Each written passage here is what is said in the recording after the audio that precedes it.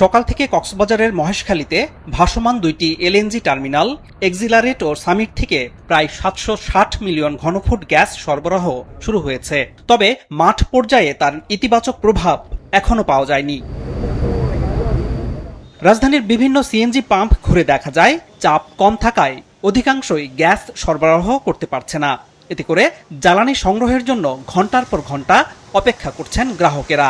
সবচেয়ে বেশি বিপাকে পড়েছেন সিএনজি চালিত অটোরিকশা এবং ভাড়ায় চালিত গাড়ির চালকেরা। 30 টাকার পিছে আছে, গ্যাস লইতে পারি কিনা ওরা জানে, আর আল্লাহ জানে, আর সরকার জানে। পাম্পে ঢুকছি, মেশিন অফ হয়ে গেছে, বললে যে লাইনে গ্যাস নাই। এই আশেপাশে ম্যাক্সিমাম পাম্পে গেছি বন্ধ। আপনার মনে করেন যে ম্যাক্সিমাম দুই একটা খোলা আছে, এরকম অনেক সিরিয়াল, লম্বা সিরিয়াল।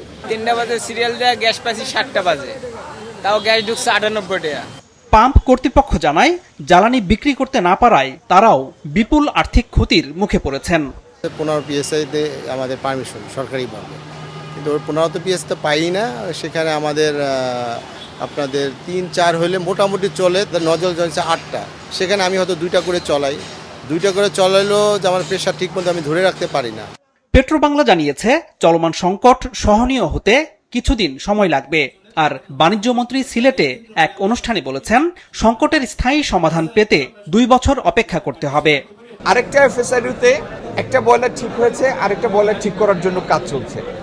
এটির কাজ সম্পন্ন হলে আপনারা 2টা এফএসআরইউর পুরা গ্যাস যদি আমরা পাই, তাহলে আমরা মনে করেন আজকে থেকে 1 মাস আগের অবস্থায় আবার ফেরত যাব। আগামী 2 বছর পরে তো ইনশাল্লাহ স্বাভাবিক হবেই, কিন্তু এই 2 বছরের মধ্যে আউট অফ দি বক্স কোনো কিছু করা যায় কিনা, মানে প্রচলিত ধ্যান ধারণার বাইরে গিয়েও কিছু করা যায় কিনা, সেই জন্য সরকার কাজ করছে। মূল লাইনে চাপ না থাকায় বাসাবাড়িতেও গ্যাস পাওয়া যাচ্ছে না, তাই রান্না করা নিয়ে এখনো ভোগান্তি চলছেই। আনোয়ার হোসেন, মাছরাঙা সংবাদ, ঢাকা।